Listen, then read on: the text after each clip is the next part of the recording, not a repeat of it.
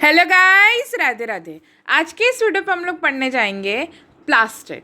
Plastid जो रहता है वो एक ऐसा ऑर्गेनल है जो कि various amount of pigments consist करता है और जिसमें सबसे ज़्यादा मेजर तौर पे क्लोरोफिल कंसिस्ट करता है which is responsible for photosynthesis.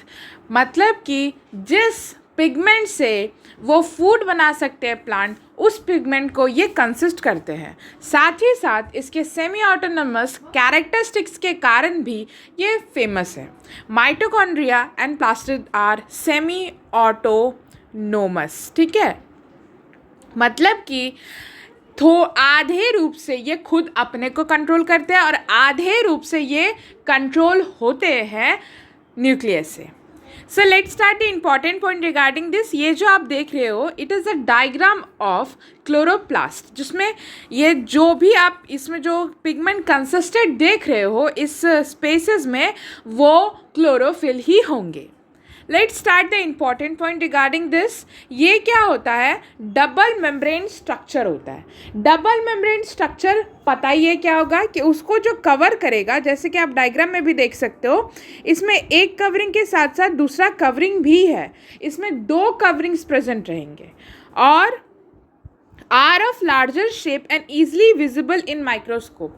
तो ये बेसिकली तीन तरीके का होता है, ल्यूकोप्लास्ट, क्रोमोप्लास्ट एंड क्लोरोप्लास्ट। ये तीनों जो रहते हैं वो लार्जर साइजेस के रहते हैं मैम, और इसको आप इजीली देख सकते हो, they are easily visible in microscope. Next is it is found in euglenoids. Euglenoids में ये मिलते हैं, साथ ही साथ प्लांट्स में ही सिर्फ मिलेंगे। It is very important, they are not found in animal. ठीक है, एनिमल में नहीं पाए जाते हैं प्लास्टिड। ये जो रहता है इट इज़ ओवल शेप्ड। इनका जो शेप होता है वो क्या होता है? ओवल शेप्ड होता है। साथ ही साथ क्या होता है कि ये वेराइटी ऑफ पिगमेंट्स कंसिस्ट करते हैं। Various amount of pigments present है इसके अंदर। As per the pigment it is of 3 types. मैंने बताया leucocytes, chromoplast, leucoplast, basically leucoplast, chromoplast and chloroplast.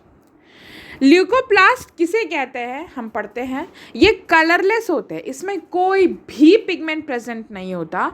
इसका सिर्फ काम ये है कि ये क्या करेगा, स्टोर करेगा फूड को, और ये बेसिकली पेरेन्काइमा में प्रेजेंट होता है। पेरेन्काइमा एक लिविंग सेल कंसिस्टेड टिश्यू होते हैं जो कि various amount of large amount of work करते हैं पूरे प्लांट में। ग्राउंड टिश्यू में पेरेन्काइमा, स्क्लेरेन्काइमा, कोलेन्काइमा होते हैं, लेकिन पेरेन्काइमा की जो मात्रा होती है वो लार्जर अमाउंट में होते हैं।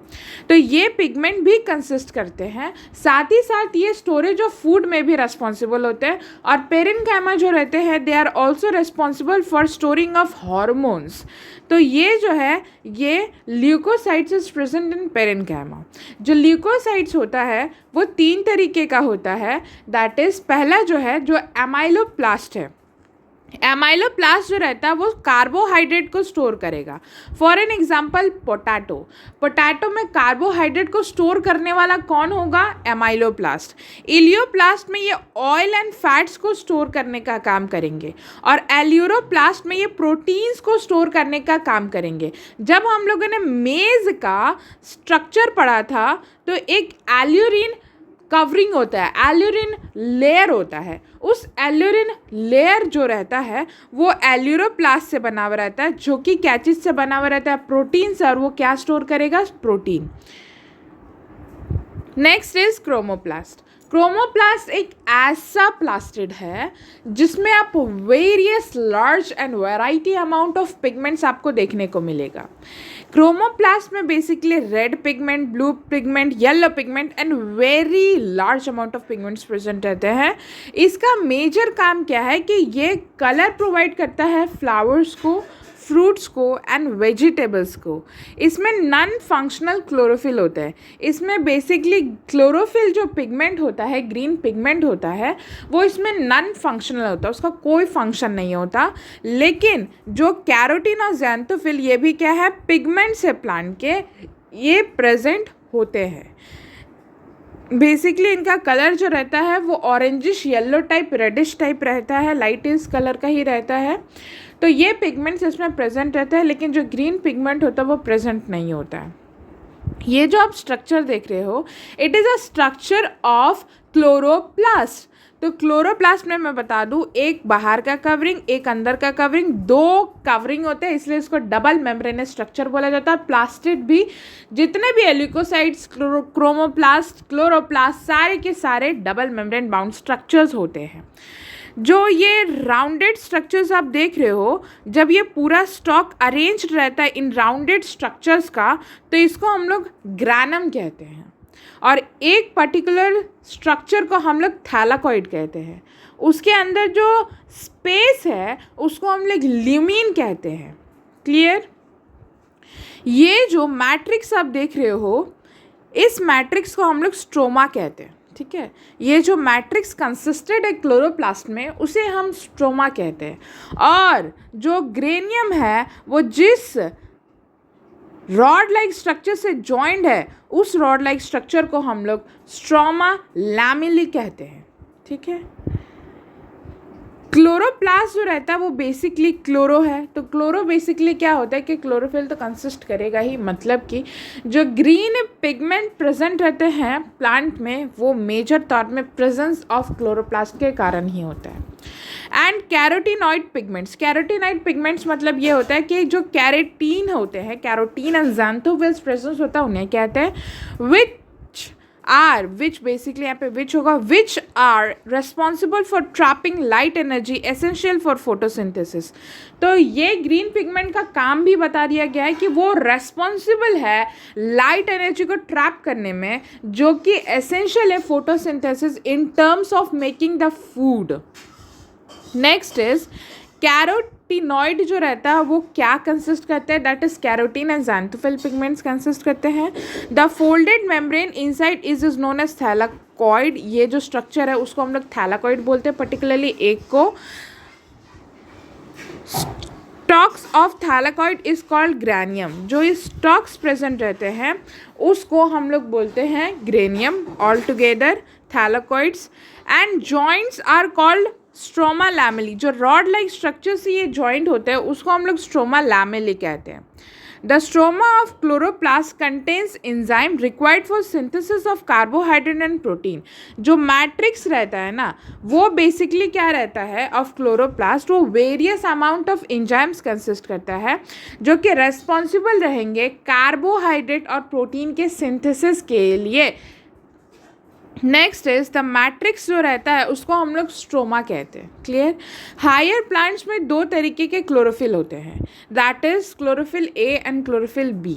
क्लोरोफिल ए जो रहता है वो बहुत ज़्यादा इंपॉर्टेंट होता है। बेसिकली आप इसको कह सकते हो, क्लोरोफिल ए जो रहता है वो क्या रहता है, हेड क्वार्टर रहता है। ये क्लोरोफिल बी हो गया, कैरोटीन हो गया, ज़ैंथोफिल हो गया, ये सारे एसेसरी पिगमेंट्स की तरह काम करते हैं। ठीक है, लेकिन जो हेड क्वार्टर है वो क्लोरोफिल ए है। सारे के सारे जितने भी light energy in the form of photons, जिसमें इलेक्ट्रॉन्स प्रेजेंट रहते हैं, जो भी ये ट्रैप करते हैं, वो सारे के सारे एनर्जीज, इलेक्ट्रॉन्स सब कुछ पास होते हैं and end up to chlorophyll A. Chlorophyll B जो भी कलेक्ट करेगा, कैरोटीन जो भी कलेक्ट करेगा, ज़ैंथोफिल जो भी कलेक्ट करेगा, वो सारे के सारे क्लोरोफिल ए में जाते हैं। तो ये जो रहता है ये head quarter. Basically chlorophyll a जो रहता है वो ब्लू ग्रीन कलर का होता है, वो ब्लू ग्रीन कलर का होता है। क्लोरोफिल बी जो रहता है वो येलो ग्रीन कलर का होता है। ठीक है, इसमें आप कलर वेरिएशंस याद रखो। और जो क्लोरोफिल बी होता है, ऐसे ये तो इंपॉर्टेंट नहीं, बट आप याद रखो कि क्लोरोफिल बी जो रहता है वो ज़्यादा हेवियर रहता है as compare to the chlorophyll A. Carotene and xanthophyll are fat soluble. Carotene और ज़ैंथोफिल जो पिगमेंट्स रहते हैं ना, वो फैट सॉल्युबल रहता है, ये एक इम्पॉर्टेंट पॉइंट है। और सेमी ऑटोनमस कैरेक्टरिस्टिक्स प्लास्टिड और माइटोकॉन्ड्रिया कंसिस्ट करते हैं। बेसिकली इसका मतलब ये होता है कि इसका जो राइबोसोम्स है मैम, ये जो है वो 70S का रहेगा, जो कि एक प्रोकार्योटिक सेल का कैरेक्टरिस्टिक है।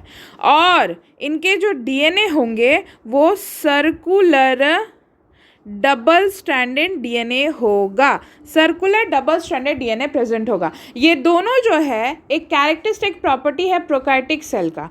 ऐसा माना जाता है कि जो यूकैरियोटिक सेल है वो ऐसा प्रोकैरियोटिक सेल का इनगल्फ किया होगा जिसमें क्लोरोफिल जैसे पिगमेंट्स भारी मात्रा में प्रेजेंट होंगे। फॉर एन एग्जांपल प्लास्टिड को जब यूकैरियोटिक प्लास्टिड जैसे पिगमेंट कंटेनिंग प्रोकैरियोटिक सेल को या बैक्टीरिया को इनगल्फ किया होगा तो क्या हुआ था, प्लास्टिड का फॉर्मेशन हुआ था। इसलिए कुछ कैरेक्टरिस्टिक्स जो रहते हैं वो प्रेजेंट रह जाते हैं प्रोकैरियोटिक के, और मेजरली न्यूक्लियस जो रहता है वो यूकैरियोटिक का ही रहता है। इसलिए ये दोनों जो है ये माइटोकॉन्ड्रिया और प्लास्टिड में दोनों में प्रेजेंट रहता है, that is ribosomes and DNA. जो यूकैरियोटिक सेल का जो डीएनए होता है वो क्या होता है, लीनियर डबल स्ट्रैंडेड डीएनए होता है, और जो राइबोसोम होता है एक यूकैरियोटिक सेल का वो ATS का राइबोसोम होता है। सो इन्हीं के कारण ये दोनों को हम लोग सेमी ऑटोनोमस बोलते हैं, जो कि बहुत ज़्यादा इंपॉर्टेंट है, बहुत बार नीट में पूछा जा चुका क्वेश्चन है। बेसिकली इनमें क्या होता है कि खुद का जो सेमी ऑटोनोमस कैरेक्टरिस्टिक्स रहता है माइटोकॉन्ड्रिया और प्लास्टिड में, इनमें खुद का प्रोटीन बनाने में केपेबल रहते हैं, ठीक है, इनमें खुद का प्रोटीन रहता है, साथ ही साथ ये प्रोटीन मशीनरी भी कंसिस्ट करते हैं, मतलब ऐसे मशीन्स इनके अंदर प्रेजेंट है जो कि रेस्पॉन्सिबल है प्रोटीन फॉर्मेशन के लिए, जो कि एक इम्पॉर्टेंट कैरेक्टरिस्टिक प्रॉपर्टी है जो कि सिर्फ और सिर्फ प्लास्टिड और माइटोकॉन्ड्रिया में ही प्रेजेंट होता है। तो यही जो था कि सेमी ऑटोनोमस मतलब कि कुछ चीज़ें अधिकतर चीज़ें वो सेल खुद कंसिस्ट करेगा और आधा चीज़ें जो रहता है वो दूसरे कोई और कंसिस्ट करेंगे, उसको कंट्रोल करेंगे। ये जो पॉइंट है प्रोटीन वाला ये आप याद रख सकते हैं, क्योंकि कंपटीशन देख रहे हो कि बढ़ ही रहा है, तो उसमें कोई भी क्वेश्चन अगर पूछ देता है और ये गलत नहीं है कि आप थोड़ा ज़्यादा नॉलेज रखोगे तो। So this is all for plastid. Thank you.